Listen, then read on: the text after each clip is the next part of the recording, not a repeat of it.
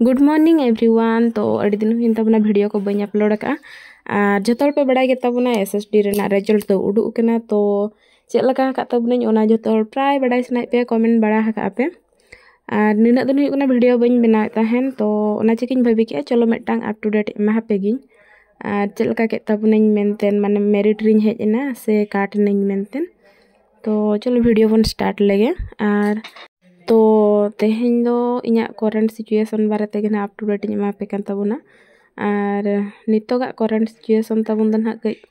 खराब तेगे चालू कान तबना लई लेखान माने रुआ राबांग जहाँ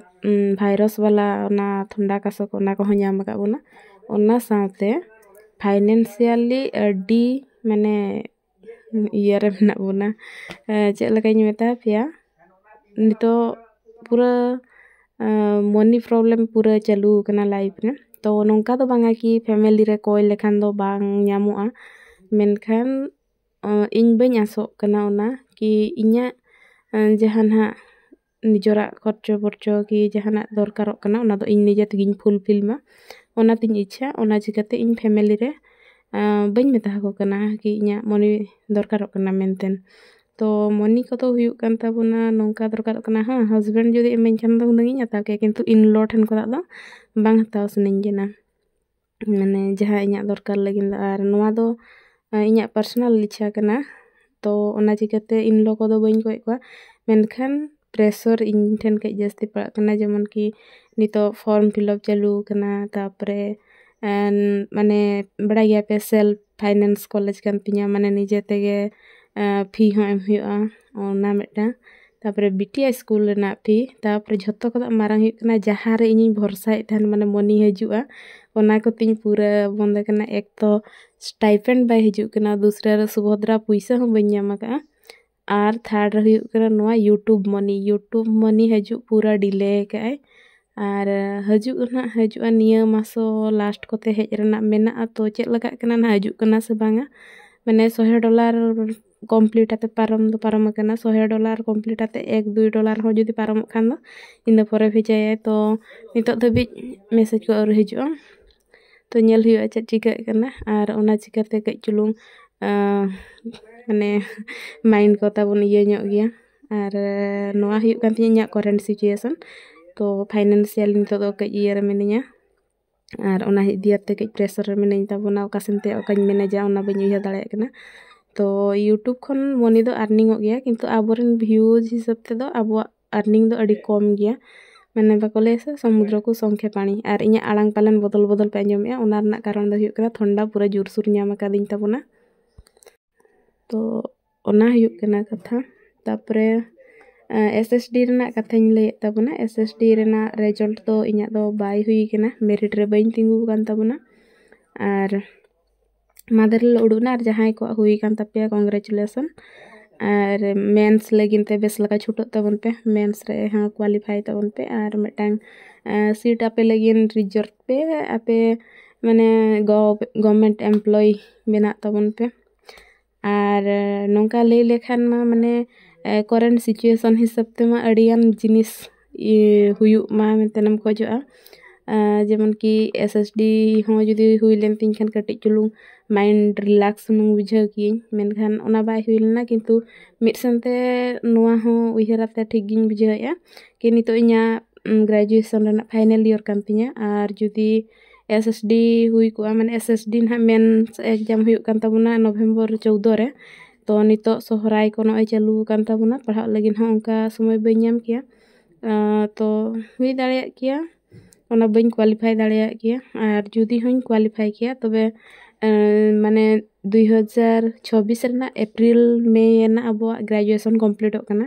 और जेहेतु रेगुलर ते ग्रेजुएशन इन तो जुदी नवा जॉब हो ᱧᱟᱢ के खान हुनंग ओना माने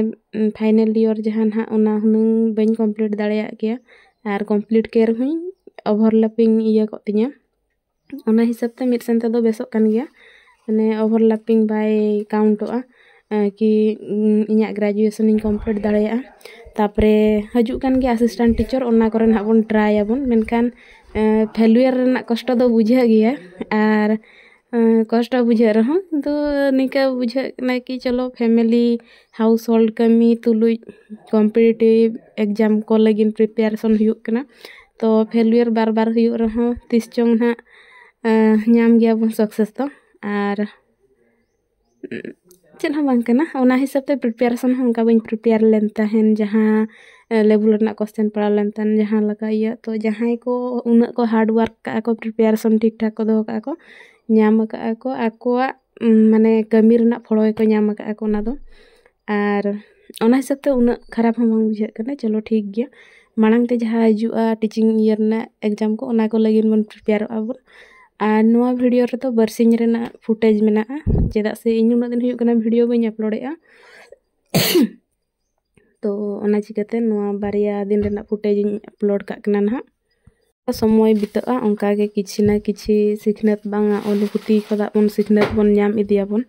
आर ओना दो ओका बुही किंबा पतब खन दो बांगा निजोरा लाइफ खन गे सिखनत नामोआ आर समय पारम इदि कना बिता इदि कना ओना साथे निजोरा अनुभूति हो कटी कटी चुलुंग बढ़ाव इदि कना आर ओना हिसाब ते दुनिया नेल बन एहबेआ आर तो नोंका अनुभूति इदियाते गे माने मने रे नोआ में मेटांग क्लैरिटी में मेटांग जिनिस इदियाते हजुआ तो लाइफ रे दो ओकोय हो माने आम बंचाव दो बाय हजुआ जहां सिचुएशन रे तहन आम निजे तेगे निजोर निजे के बंचाव हुयमा माने निजे के जे कोनोसी सिचुएशन खन निजे के उडु हुयमा चेदा से लाइफ दो आमा कना होड़ा दो बांग कना आर जहां सिचुएशन क्रिएट कना ओना हो आमा कना आर होड़ दो इना धबी के को हेल्प मिया जहां तिना धबी आको लाइफ रे ओंकाना चेन हो प्रॉब्लम बाय ताहेना कि हेल्प लगिन सक्षम को ताहेना को जुदी मेटांग होड़ा लाइफ रे आमा जहां लका प्रॉब्लम चलु कना आया लाइफ रे उना ढेर गे प्रॉब्लम मेना तो उनी दो आजा प्रॉब्लम में सॉल्व बाय से आमा प्रॉब्लम में सॉल्व बाय तो ओना खातिर सब ऊपर निजोर लाइफ रे ना प्रॉब्लम दो निजे तेगे सॉल्व दरकार कना कि तीसरा हा आलम आशा उतरुआ कि इन्या प्रॉब्लम सॉल्व लगिन नुई मिनाय से उनी मिनाया तो लाइफ रे दो निजोरा बचाव दो निजे तेगेम करावा आर होड़ दो को बदल गया माने नोआ हो मेटांग सिखनत लकान जिनिस कना तेहेन जहां आमा झोतो कथा रे रस्के कना झोतो कथा रे लांदा हते अंजमे तमे बंखान इंटरेस्ट एमाते अंजमे तमाय तो मिद दिन हलो नोआ हुयुआ उनी आमा कथा बाय अंजमाय कि इग्नोराय आर नोआ दो माने चेत हो ये दो बड़ी कथा दो बांग कना से नोंका निजे के डिमोटिव लकान कथा हो बांग कना से उनी होड़े बदलो कना उनकान कथा हो बांगा बयस बदलो सलाते होड़ा अनुभूति हो बदलोआ आर अनुभूति बदलो साथे होड़ा व्यवहार हो बदल इदिया तो नोआ दो एक्सेप्ट कथा कना निजे के बुझावते निजोरा बिहेवियर हो नेलापे गिद्रा रे जहां लका बन बिहेव तहन उनका दो नेतार सेना हते दो बाबू बिहेविया सेना हते दो अब बिहेवियर हो बदलवा तो समय सला होड़ा बिहेवियर हो बदलवा जहां तेहन लांदा हते रोड़ाम कना उनी मिद दिन हिलो इग्नोर होय दाड़ेयामाय आर झोतो खदा सरी कथा मा नोआ हुयु कना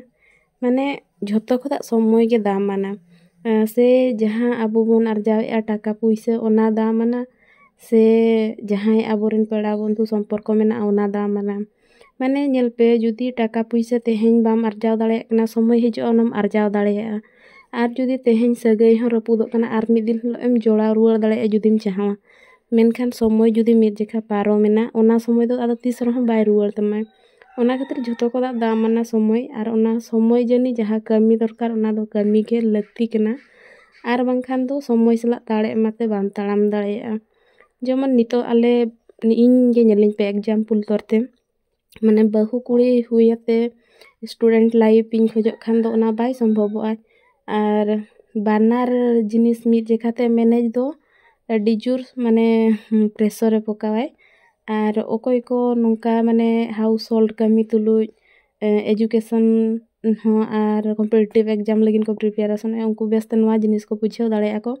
तो टाइम चलावते बुझाव नाम दो खाली रिग्रेटम आर टाइम तहनम बुझाव खान दो आम सांबड़ाम आर आमा जहां लक्ष्य तहना ओना लक्ष्य तेम ताड़ामा तो तेहेन्या वीडियो रे दो नोंका निजोरा अनुभूति को गे आपिन लई ᱧᱚᱜᱟ ताबुना जहां धारे कि जहां को ना नितो टाइम तहन रे बापे केयारा कान खान केयारा पे आर निजना बडाय का पे कि निजोर लगिन दो निजे गेम तिंगुना कोई ह तीसरा ह बाय तिंगुना हुई दाड़ेया मिद जेखा बांखान बार जेखा आम लगिने तिंगुनाय मेनखान जीवन सारा दो जोतो सिचुएशन रे दो ओकोय हो साथ बाय एमामाय जुदी ओकोय साथ एमाम खान उनी दो आम निजे कनाम और जेहेतु ओना आमा सिचुएशन कना आम जोतो सिचुएशन रेगे आम निजे के साथ एमोआ और ओना साथ उन समय में एम दाड़ेया जुदी आम फाइनेंशियली हो इंडिपेंडेंट एम तहना और जहाना डिसीजन इदी लगिन हो आमा इंडिपेंडेंस तहना माने ओको चितान रे डिपेंड गे बाम तहना तबेना ओनाम करा दाड़े और जहाँ भी डिसीजन एम हतावा ओना रे आम तिंगु केटेज एम तहना कि होड़ आम जुदी को बुझाव आमा को तो खान ओना आमा डिसीजन एम चेंज ते आकोआ डिसीजन एम हतावा आकोआ डिसीजन जहाँ आम को मेतामा को ओना गेम एक्सेप्टा उनका दो बांगा आम जहाना एम डिसीजन एम हतावा माने आम उइहर भावना हते हताव दाड़ेया मा इन माने दाड़े हेज आमा माइंड इन मैच्योर तमा तो जोतो हड़ गे सिचुएशन सला बन बदल आबन और तायम ते सिखनेत ᱧᱟᱢᱟ दो कई उना कमी रे बाम लगाव दाड़े चेदा से समय पारम हुई को और जुदी समय तहन रेगे नोआ सिखनेत कम ᱧᱟᱢ का खान दो आमा लाइफ एम बदल दाड़े आम जहाँ दिसते जहाँ डहार ते आम ताड़ाम सनाई मी ओना डहार तेम ताड़ाम और आमा लक्ष्य जहाँ रे ओंडेम सेटर दाड़ेया तो चलो इኛ अप टू डेट करेंट वाला मैं लैया पे फाइनेंशियली प्रॉब्लम अड्डी जोर चालू कना माने नोंकाñ फीलया शेयर बन दाड़े कना किंतु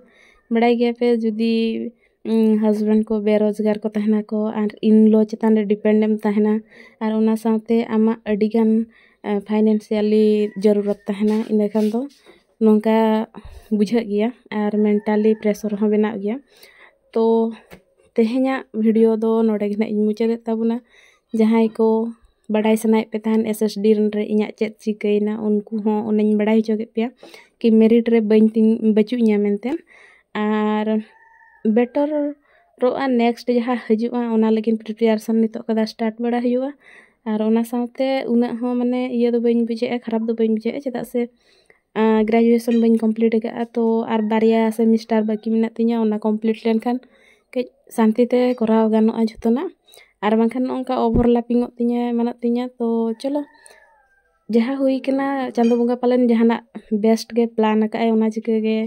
हुई कना और ओना साथे अब प्रिपरेशन हो उना स्ट्रॉन्ग बाय ताहे कना तो तेहेña वीडियो तो नोडे गे मुचादे ताबुना।